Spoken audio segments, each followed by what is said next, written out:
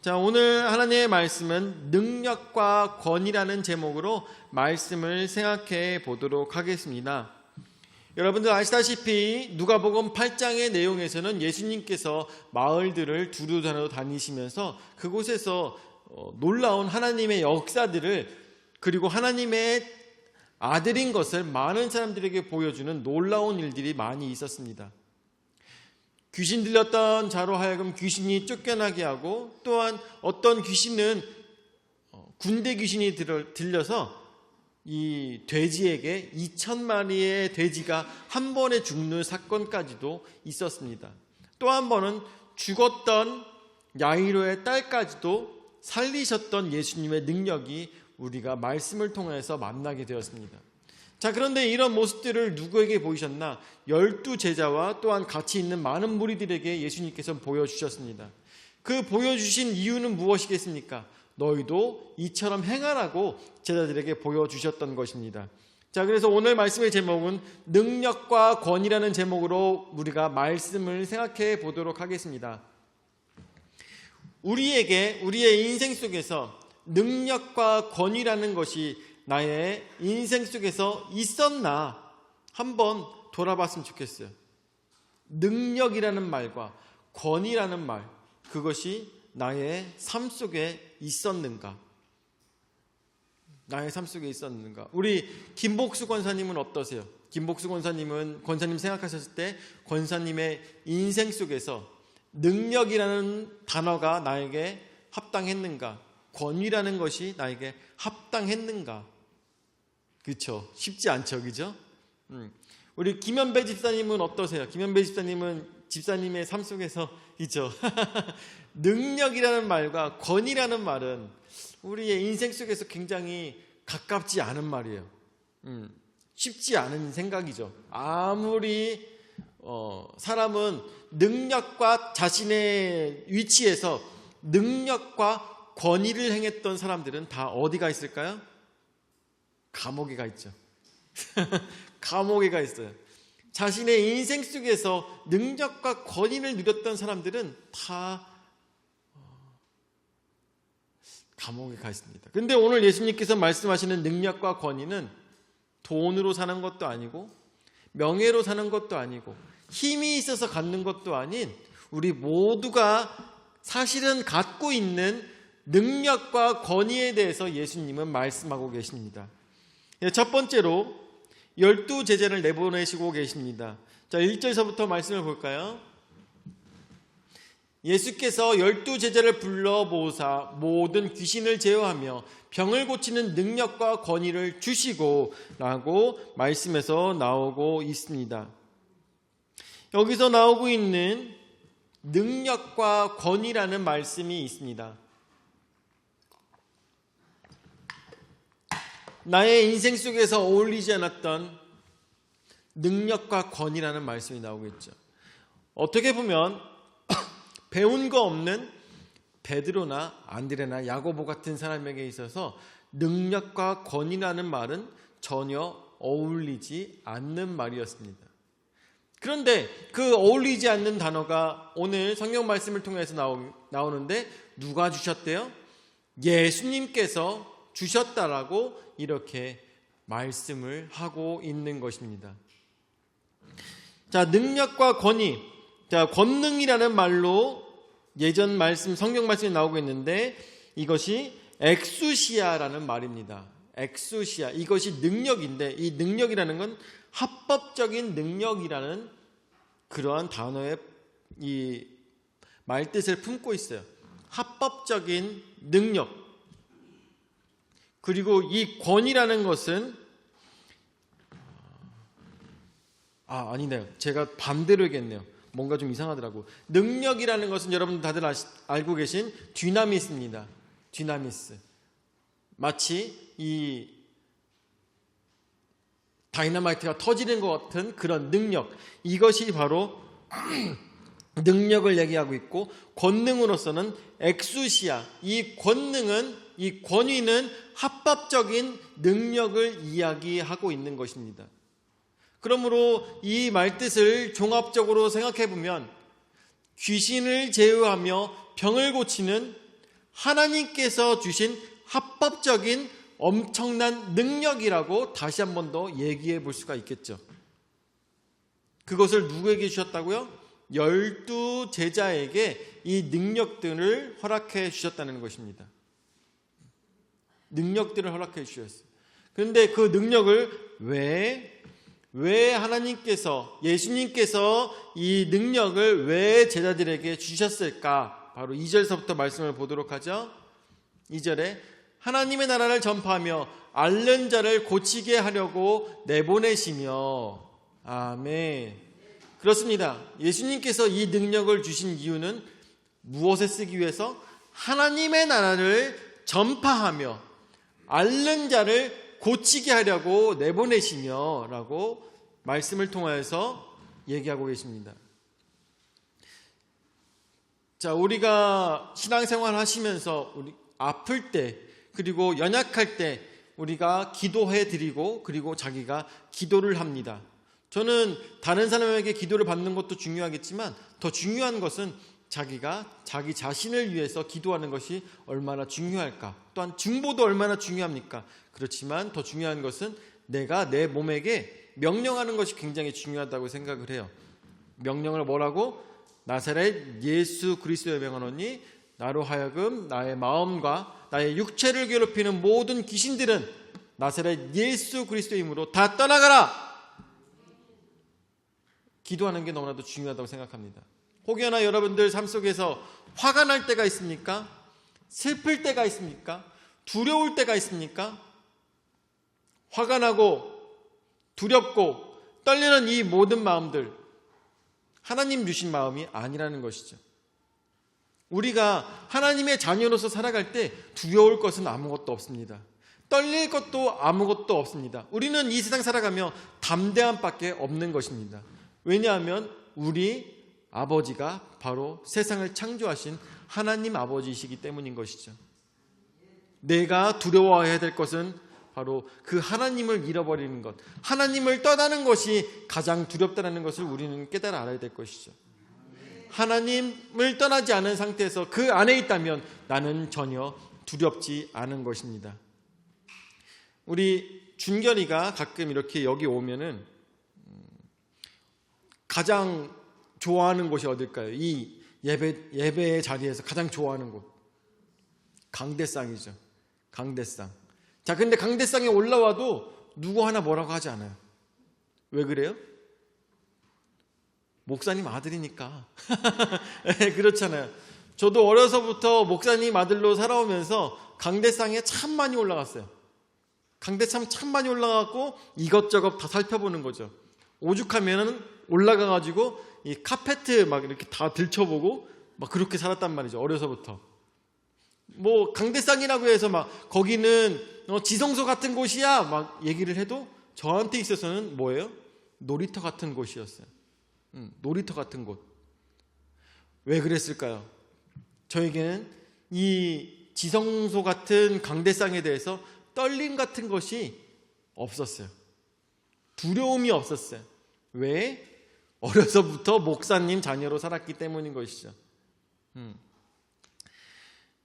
마찬가지로 하나님께서 만드신 이 세상을 살아감에 있어서 우리는 이 모든 것들을 누리며 사는 것입니다.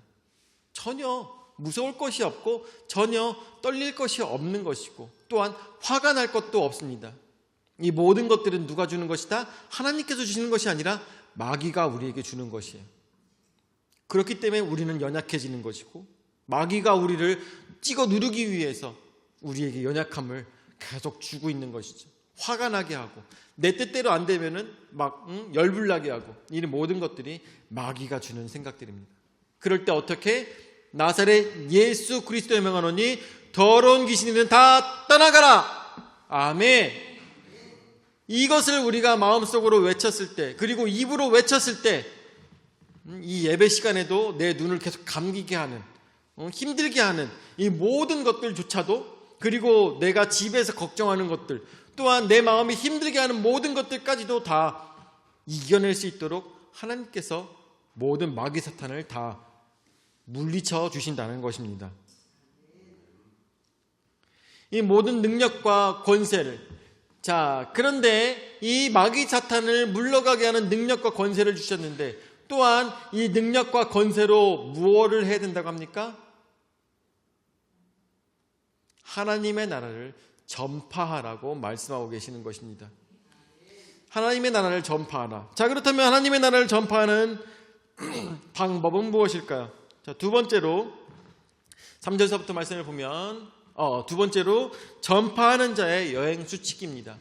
자, 3절서부터 말씀을 보도록 하죠. 이르시되 여행을 위하여 아무것도 가지지 말라. 지팡이나 배낭이나 양식이나 돈이나 두 벌 옷을 가지지 말며 계속 어느 집에 들어가든지 거기서 머물다가 거기서 떠나라. 5절 누구든지 너희를 영접하지 아니하면 그 성에서 떠날 때 너희 발에서 먼지를 떨어버려 그들에게 증거를 삼으라 하시니. 아멘. 그렇습니다. 전파하는 자의 여행 수칙이 예수님께서 말씀하고 계십니다. 다시 3절서부터 말씀을 보면 이르시되 배낭을 위하여 여행을 위하여 아무것도 가지지 말라라고 예수님께서는 말씀하십니다. 자, 우리가 차를 타고 대전만 간다 할지라도 우리가 챙겨가는 게 뭐예요? 차를 타고 대전만 간다 할지라도 우리는 가서 사 먹을 돈, 카드, 아니면은 차에다 늘 기름값 여러 가지 챙겨야 되잖아요. 여러 가지 챙겨야 돼요. 다 챙겨야 돼요. 근데 예수님께서는 뭐라고 말씀하시냐? 너희가 여행을 가는데 아무것도 가지지 말라고 말씀하고 계십니다. 그리고 말씀하실 때 지팡이를 말씀하십니다. 이 지팡이는 여러분들 아시겠지만 예전에 유대에서 이 지팡이를 가지고 있다는 것은 지팡이로 이 여행 중에 오는 늑대나 아니면 동물, 야생동물들 이런 것들을 물리칠 수 있는 것이 지팡이였어요. 이것들로 막 휘둘면서 자신을 보호할 수 있는 것, 강도로부터 자신을 지키기 위해서 할 수 있는 최소한의 무기가 지팡이였어요. 그리고 뿐만 아니라 오르고 내릴 때 쓰는 지팡이로서 지팡이는 너무나도 중요한 것이었습니다. 근데 이것을 어떻게 가지지 말라고 말씀하십니다. 나 자신을 보호하는 최소한의 장비도 가질 필요가 없다고 말씀하십니다. 자, 배낭이라고 나오는데 이 배낭이라는 것은 뒤에 넣고 다니는 돈주머니예요, 여러분들. 돈주머니. 그러니까 주머니조차도 가지지 말라고 합니다. 그러니까 백도 가져가지 말라는 거예요. 가방도 갖고 가지 말라는 거예요. 왜 그럴까요? 양식이나 돈이나 두 벌 옷을 가지지 말라고 합니다. 양식은 가면서 요기할 것도 가지지 말라고 하고 또한 가서 사 먹을 수 있는 돈도 가지지 말라고 하고 또한 뭐라고요? 갈아입을 두 벌 옷도 가지지 말라고 이야기하고 있는 것입니다. 두 벌 옷이라는 건 뭐예요? 여러분들 유대인들이 두 벌 옷이라는 것은 밖에 나가서 자신을 덮을 수 있는 이불조차도 노숙을 할 때 덮을 수 있는 이불조차도 가지지 말라고 얘기하고 있는 것이죠. 왜 이렇게까지 해야 되나? 라는 생각이 들 수 있어요. 왜 이렇게까지 해야 되나?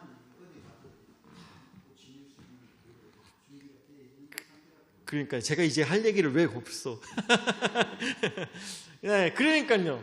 말씀하신 것처럼 하나님께서 이 모든 것들을 다 준비하고 계시기 때문에 우리는 이런 것들을 준비할 필요가 없다고 이렇게 예수님께서 누가 바울이 얘기한 것도 아니고 베드로가 얘기한 것도 아니고 누가 예수님 하나님의 아들이 이렇게 말씀하셨다라는 것입니다. 4절 말씀 보죠. 어느 집에 들어가든지 거기서 머물다가 거기서 떠나라 라고 예수님께서 말씀하고 계십니다. 이 얘기는 또 무슨 얘기냐? 하나님께서 너로 하여금 거처할 곳을 허락하여 주신다라고 말씀하고 계시는 것과 마찬가지인 것이죠. 자, 이것을 우리가 영적으로 한번 돌아보도록 하겠습니다. 3절 말씀을 다시 한번 보도록 하죠. 3절 말씀 보았을 때 여행을 위해 아무것도 가지지 말고 지팡이나 배낭이나 양식이나 돈이나 두 벌 옷을 가지지 말라고 했습니다.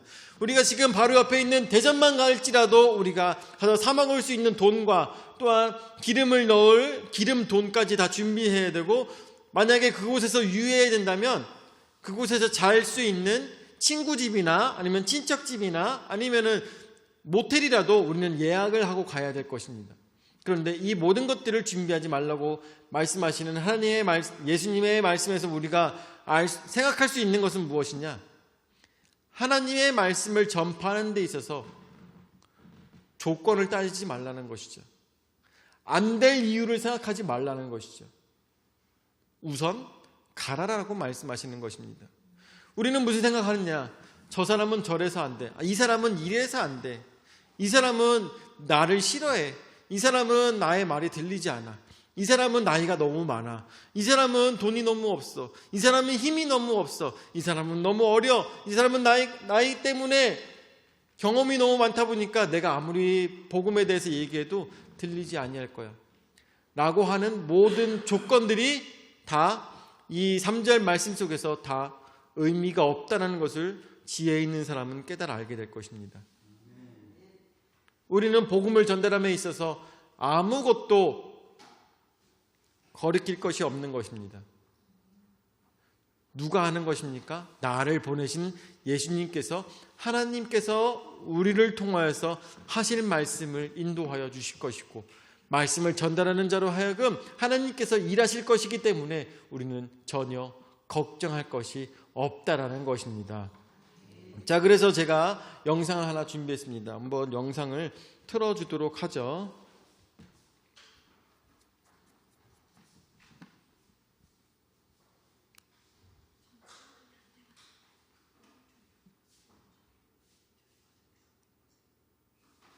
전체 하면 필요 없어. 그냥 그것만 틀어. 심지어 박명수가 돌아왔잖아요. 박명수가 왔어요? 명수 예수 믿어요. 아, 그래요? 몰랐구나. 아, 명수가 스웨터 왔네, 이제. 그럼 몇 명? 명수야, 네가 되면 다 돼. 이게 어떻게 되냐, 명수가. 사실은 이제 뭐, 이렇게 유튜브 하니까 저를 게스트 초대를 했어요. 네. 저는 어떤 성경을 읽으니까. 네. 걔랑 뭐 이제 기다리는데 성경을 썼어요. 네. 야, 뭐하냐? 이런 거. 나는 성경 봐. 성경 재밌냐? 이래. 네. 근데 지가 지입으로 고백을 하는 거야. 그러나, 내 조카가, 사고가 났었어. 근데 내가 걔가 의식불명이고 조카가 그러니까 남동생 아들이 그래서 그냥 어떻게 할 수가 없잖아요. 그래서 그냥 깜짝 엎드려서 하나님한테 걔는 진짜 하나님한테 내 조카를 살려주면 내가 예수 믿겠거든요. 조카 살아.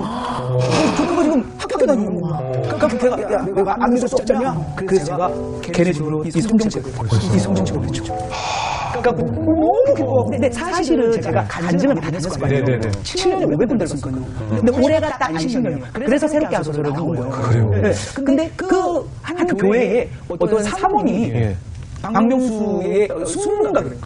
그래서 조혜련 집사님 명수를 위해서 기도해 주세요. 그래서 그때부터 명수 기도를 중복이 다 보세요. 심지어 박명수가 돌아왔잖아요.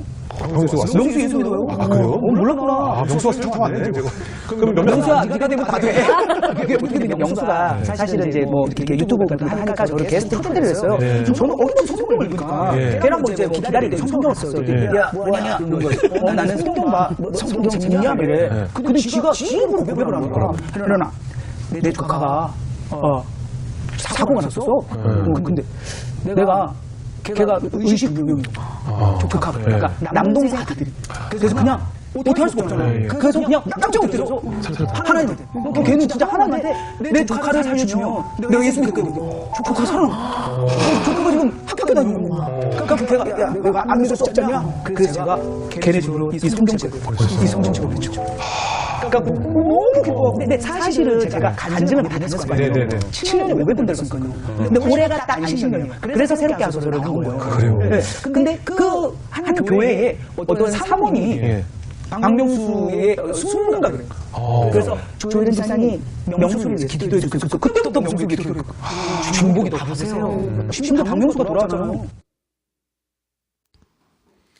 자, 여러분들 알다시피 우리 조혜련 집사님께서 정말 열심히 전도하시는 분인 걸로 알고 있고 또한 열심히 믿으시는 분으로 알고 있지만 이분도 믿기 전에는 원래 뭐였어요?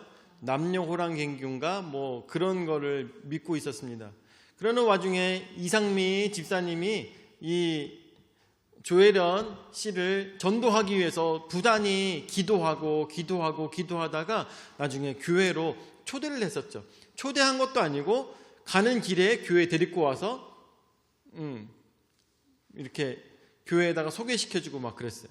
그런데 이 조혜련 씨는 그게 너무 화가 나가지고 그 교회에서 예배드리다가 갑자기 벌떡 일어나가지고 집에 가버렸던 거죠. 그래갖고 이상미 씨가 너무나도 속상해서 계속 기도만 했어요. 이 조혜련 씨를 위해서. 그래가지고 어느 날 이 조혜련 씨도 예수님을 만나게 되죠. 어떻게? 남편을 통하여서 만나게 됐을 때 이상미 씨에게 이상미 집사에게 가장 먼저 전화를 해가지고, 상미야, 나 언니 나 교회 다녀, 나 예수님 믿어 라고 했을 때 이상미 집사가 막 울면서 그래, 네가 되면 다 돼, 네가 되면 다 돼 라고 하면서 막 같이 전화기를 붙들고 울었다라는 그 간증을 여러분들 들으셨을 거라 생각이 들어요. 그래가지고 어느 누구보다 더 열심히 성경책을 보며 어느 누구보다 더 열심히 지금 신앙생활하는 가운데 어떻게 정말 방송에서 나오고 있는 굉장히 완악하고 그리고 교활하고 나쁜 이미지를 갖고 있는 박명수에게 계속 조혜련 씨는 가서 전도를 했던 것이죠. 전도를 하고 또 이제 계속 전도를 한 것이 아니라 자기에게 좋은 모습을 계속 보여준 것이고, 또 어떤 사람을 만났을 때 그 사람이 우리 박명수를 위해서 예수님 믿을 수 있도록 기도해 달라고 그렇게 전달을 받았던 것입니다. 그래서 조혜련 씨는 그때부터 계속 기도를 했던 것이고, 그리고 나중에 이 박명수의 유튜브에 출연하게 되었을 때 그곳에 가서도 특별히 어떻게 예수 어떻게 막 이런 얘기를 한 것이 아니라 그곳에 가서도 어떻게 좋은 모습을 보이면서 성경책을 읽고 있었던 것이죠. 그랬더니 어떻게 박명수가 와가지고 성경책 재밌냐? 안 그래도 내 조카가 사고가 나가지고 거의 죽을 뻔했는데 내 마음속으로 이렇게 기도했어. 얘가 살기만 하면 하나님, 내가 당신을 믿겠습니다 라고 기도했어. 그런데 이 애가 살았네. 나 이제 하나님 믿어야 될 것 같은데 어떻게 해야 될까? 이런 식으로 조혜련 집사에게 얘기한 것입니다. 그러자 조혜련 집사가 네가 믿으면 다 돼. 또 이상미 집사와 똑같은 말을 하며 그렇게 불가능할 것 같았던 그 사람을 위해서 기도했던 것이 바로 하나님의 응답으로, 또한 놀라운 하나님의 역사로 저들에게 나타난 것을 우리가 이런 간증을 통하여서 만나게 되는 것입니다. 우리의 인생 속에서도 아까도 말씀드렸다시피 권능과 이런 권위 있는 것은 우리와 전혀 상관없다고 생각하였습니다. 그렇지만 예수님께서 그 능력을 허락하여 주신다면 우리는 못할 것이 아무것도 없다라는 것입니다. 뿐만 아니라 영혼 구원이라는 것은 내가 돈 벌기 위해서 하는 것이 아니라 내가 좀 더 다른 교회에서 내 권위가 높아지기 위해서 내 목소리를 높이기 위해서 전도를 하는 것이 아니라, 이 전도라는 것은 어때요? 하나님의 일이기 때문에 나는 나가서 전달만 할 뿐, 역사하시는 것은 바로 하나님이라는 것을 우리는 깨달아 알아야 된다는 것입니다. 자, 그래서 여러분들에게 말씀드렸다시피 전파하는 자에게는 이 여행의 수칙은 어떠한 것? 아무것도 가지지 말고 오로지 하나님께만 매달리라고 말씀을 우리는 듣고 있는 것입니다. 우리 여러분들 마음속에 대신자들 한 분씩 계시죠. 내가 복음을 전달하고 싶은 자 한 명씩은 다들 갖고 계십니다. 기도하세요. 기도하시고 가장 좋은 것은 가서 예수 믿으세요라고 이야기하는 것보다 더 중요한 것은 내가 예수 믿는 자로서 살아가는 것이 가장 중요하다는 것을 깨달아 알아야 된다는 것이죠. 조혜련 씨도 보여준 것이 뭐예요? 조혜련 씨도 밖에 나가서 사람들 막 괴롭히고 욕하고 다니면서 나 예수 믿는 사람이야 막 하면서 돌아다녔으면은 박명수 씨가 와가지고 나도 교회 다녀야 될 것 같아 라고 얘기 안 했을 것입니다. 예수 믿는 자의 모습으로서 살아가니까, 그러니까 옆에 있는 사람도 예수 믿으세요라고 얘기하지 않아도 기도만으로도 하나님의 능력이 나타난다는 것입니다. 우리는 어떻게 살아야 될까요? 우리는 지금 예수 믿는 자로서 온전히 살아가고 있습니까? 내가 예수 믿으라고 얘기하는 사람들마다 왜 나를 욕하며 나에게 핍박을 합니까? 그 이유는 간단해요. 내가 예수 믿는 자로서 살지 못했기 때문인 것이죠. 내가 예수 믿는 자로서 온전히 사랑한다면, 내가 사랑하는 자로서 하나님의 사람으로서 살아갔다면, 나를 통해서 예수 믿는 자들은 또한 문제가 있을 때마다 나에게 와서 어떻게 하면 예수 믿겠냐, 아니면 어떻게 하면 너처럼 걱정 없이 하나님 믿으며 살아가겠냐라고 물어보는 사람들이 생길 것이라는 것이죠. 자, 그래서 6절 말씀에 그러한 믿음을 가지고 능력을 가진 자들이 어떻게 제자들이 나가 각 마을에 두루다니며 곳곳에 복음을 전하며 병을 고치더라. 아멘. 그렇습니다. 바로 세 번째로 복음을 전하며 병을 고치게 됐던 것입니다. 어떻게 했을 때? 내가 가진 것으로가 아니라 하나님께서 주신 능력으로, 온전히 믿는 자의 모습으로 하나님께 의지하며 하나님께 기도하며 하루하루 어떠한 내 자리에 눕는 것조차 의지하지 않고, 내 먹는 것조차 의지하지 않고, 내가 갖는 어떤 소유에 대해서 아무것도 의지하지 않고 오로지 하나님만 의지하였더니 능력이 나타났다는 것입니다. 그제서야 능력이 나타났다는 것이죠. 그제서야 어떻게 해요? 복음을 전하며 병이 나았다라는 것입니다. 이제 이 7절서부터 또 말씀을 보면은 제자들이 너무나도 기뻐서 자신들이 행했던 것을 예수님께 전달하는 시기도 있었습니다. 말씀도 있었어요. 제자들은 성공했을 때도 있었고 실패할 때도 있었습니다. 성공했을 때는 어떻게? 하나님의 말씀에 전적에 의지하였을 때 성공했습니다. 실패하여서 귀신이 나가지 않았을 때는 자신들이 믿음이 부족하여서 두려움에 떨었다는 것을 나중에 예수님 말씀을 통해서 보게 되는 것이죠. 여러분들, 복음을 전하는 것에 있어서 두려워하지 마시기 바랍니다. 가장 중요한 것은 내가 예수 믿는 자로서 살아간다는 것이 가장 중요하다는 것을 깨달아 알아야 될 것입니다. 나를 보고 아유 저럴 것 같으면 교회 왜 다녀? 라는 말을 듣는다면 그런 사람은 전도 안 하는 게 좋아요. 어디 가서 예수님 믿는다는 얘기도 안 하는 게 좋아. 그런데 진짜 예수님 잘 믿는 사람들은요, 어느 누가 봐도 내가 예수 믿는다고 티 안 내도 나의 삶을 통하여서 저 사람은 예수 믿는 사람이야 라고 사람들로 하여금 칭찬받게 되어 있습니다. 오늘 우리는 우리 자신을 돌아봐야 될 것입니다. 내가 예수 믿는 자로서, 내가 복음을 입은 자로서, 믿음을 가지고 살아가는 자로서 오늘도 주 예수 그리스도로 승리하며 살아가시기를 예수 이름으로 축원을 드립니다. 아멘. 사랑의 주님 은혜와 사랑을 감사를 드립니다. 오늘도 저에게 복된 은혜의 말씀으로써 저희를 깨워주심을 너무나도 감사를 드립니다. 말씀처럼 우리가 전도하지 못했던 이유, 또한 우리가 나가서 영혼들을 구원하지 못하였던 이유, 오늘 말씀을 통하여서 한 번 더 생각할 수 있도록 인도하여 주심을 감사를 드립니다. 우리에게 부족했던 것은 바로 예수 그리스도의 사람으로 살아가지 못했던 것이 우리의 가장 부족함을 깨달아 알 수 있도록 인도하여 주심을 감사를 드립니다. 어떠한 것도 의지하지 아니하고 오로지 예수 그리스도의 말씀에 순종하며 그 말씀처럼 사랑하며 살아가고 또한 능력으로 살아가며 오로지 하나님의 자녀로서 살아갈 수 있는 우리의 신앙이 될 수 있도록 은혜 허락하여 주시옵소서. 이제는 자기 몸 버려 죽기까지 우리 죄를 담당하신 구주 예수 그리스도의 은혜와 자기 외아들을 주기까지 우리를 사랑하신 아버지 하나님의 무한하신 사랑과 성령 하나님의 감화 감동 역사 교제 위로 내주신 은혜가 한 영혼을 살리며 많은 영혼들을 주님의 이름으로 살리기 위해서 나 자신부터 버리고 오로지 하나님의 사랑과 능력으로서 하나님의 제자로서 12제자와 같은 삶을 살고자 하는 모든 성도들 머리 위에 영원히 함께 하실지어다. 아멘.